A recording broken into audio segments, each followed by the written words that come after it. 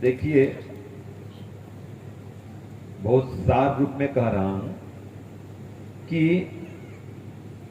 एक ऐसी बात जिसको हर प्राणी चाहता है, ऐसा विषय जिसको सब लोग चाहते हैं, सबका लक्ष्य वही है। हम जितने लोग बैठे हैं, हम सबका एक ही लक्ष्य है। इनका भी लक्ष्य वही है, आपका भी, हमारा भी, चाहे गृहस्थी हो, सन्यासी हो, ब्रह्मचारी हो, वानप्रस्थी हो, वो लक्ष्य क्या है? चाहे उद्योगपति क्यों न हो, ये फिल्मी कलाकार हो, खिलाड़ी हो, कोई भी हो, एक ही लक्ष्य सबका है।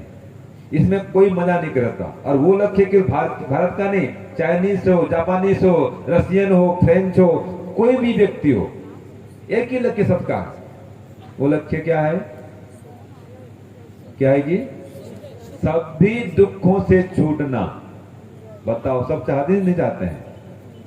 नास्तिक व्यक्ति चाहता है कि मुझे कोई दुख न आए, मैं सदा सुखी रहूं, स्वस्थ रहूं, आनंदित रहूं, किसी बंधन में कभी न आऊं, स्वतंत्र रहूं।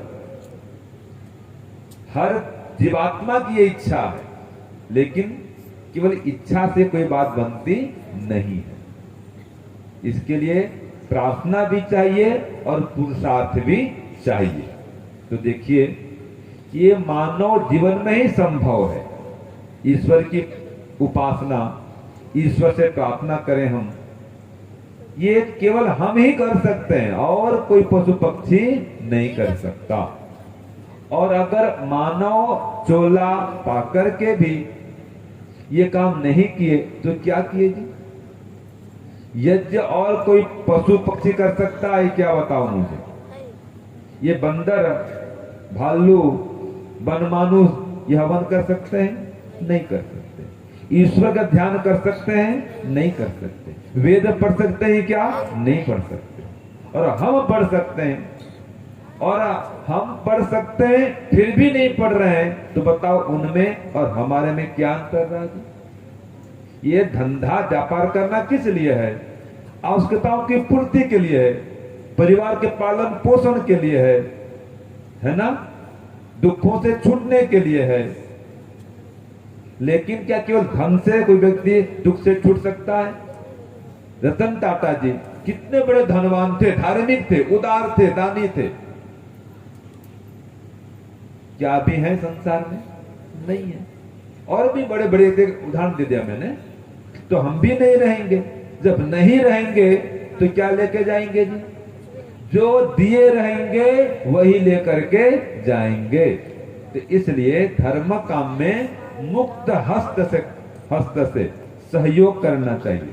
ये सहयोग अपने लिए है। मैं प्रातःकाल भी कहा था, ये LIC का प्रीमियम भरना है।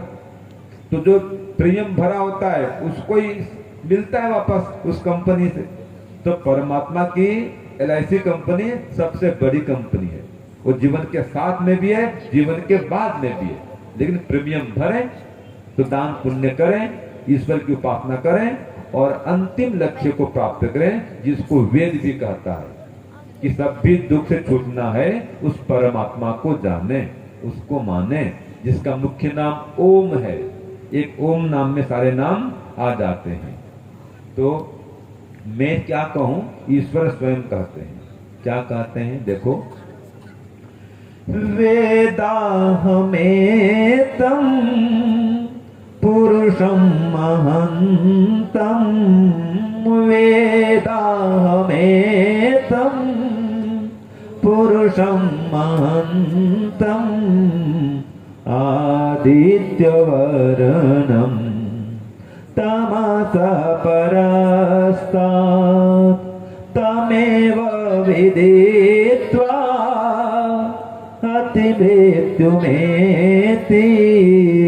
तमेव विदित्वा अतिमृत्युमेति, नान्यः पन्था विद्यते अनाय कामोदीरो अमृतः स्वयंभो रसेन तृप्तो वेदितो न कुतश्चनो न तमेव वेद्वान् न विभाय मृत्योत्तमेव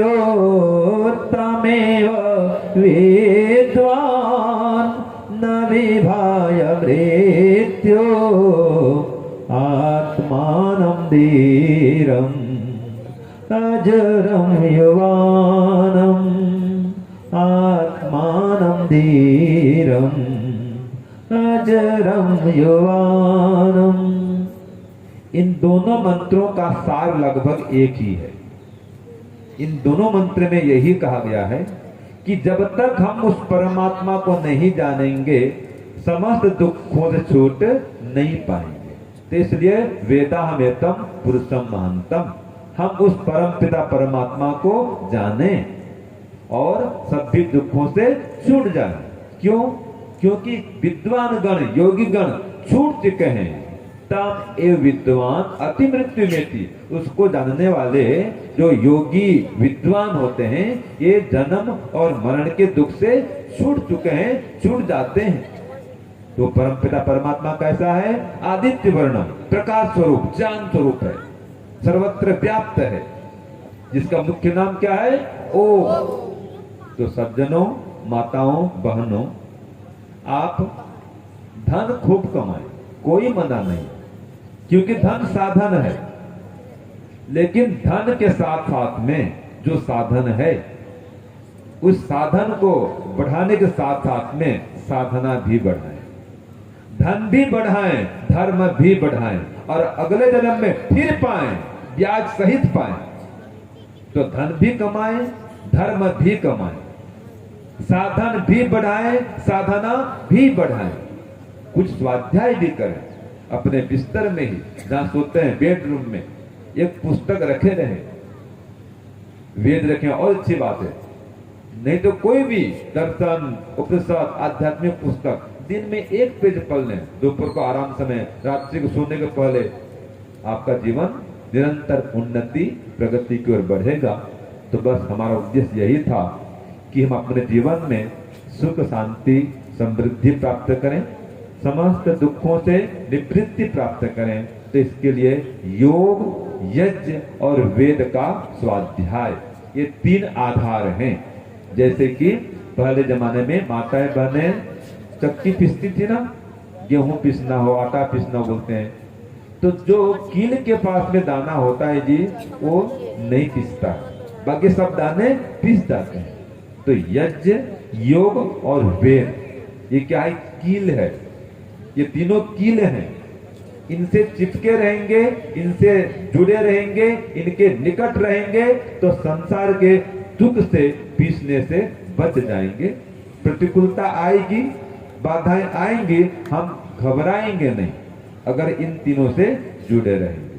तो परम पिता परमात्मा से प्रार्थना करता हूं जितने यजमान बने ये सभी सुखी रहें, स्वस्थ रहें।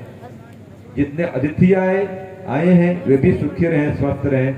जितने लोग भी आहुति दिए हैं इससे जुड़े तन मन धन से सहयोग करें, सभी का परमात्मा कल्याण करें। तो आप सबका धन्यवाद, परम पिता परमात्मा का भी खूब खूब धन्यवाद।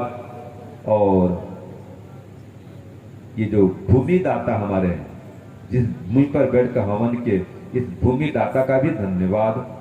सभी ब्रह्मचारियों का धन्यवाद, हमारे भजन मंडली का धन्यवाद, स्वामी जी का धन्यवाद, आचार्य जी का धन्यवाद, गुरुकुल रुड़की से बेटियां आई इनका भी धन्यवाद। सबका पुनः पुनः धन्यवाद करते हुए जो हमारे मंडप वाले हैं, साउंड सिस्टम, लाइट सिस्टम, सभी का धन्यवाद करता हूं। और अंत में परम पिता परमात्मा का बारंबार धन्यवाद करते हुए हमारे कार्यक्रम को निर्विघ्न रूप सफल किए, इसके लिए पुनः ईश्वर का धन्यवाद। आप सबका धन्यवाद।